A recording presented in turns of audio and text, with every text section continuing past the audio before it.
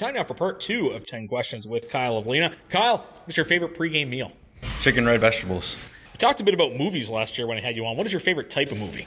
Favorite type? I guess comedy, I think. Especially if I go with some of my buddies. It's fun to see, get a laugh. You don't have to think too much, but a bit of a stress reliever maybe. Favorite sport other than hockey? Baseball. Other than being a veteran player in the queue and other than being legal age, what's something that makes you feel old? Makes me feel old. I guess looking at my sister and how she's growing up and how she's in her last years of high school now, and I feel like just yesterday I was there. Probably a common answer for a lot of people with younger siblings, which I can't relate to personally. Which player on the Eagles do you think would be the best chef or maybe be the best at opening their own restaurant?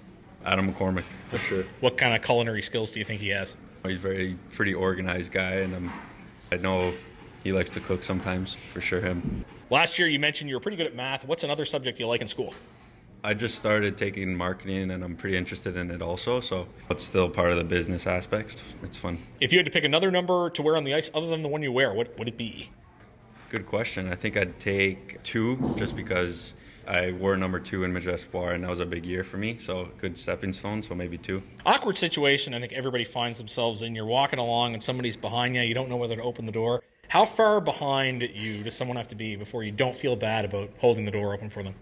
You got to really identify the person. If they're a bit older, then maybe they could be a bit further and then you could open it. But if they're a good 20 feet away and they're a young person that's walking at a good pace, then I think then at that point they could open it for themselves. And if it's one of your teammates and you're cranky, you just close it right away? Yeah, just about.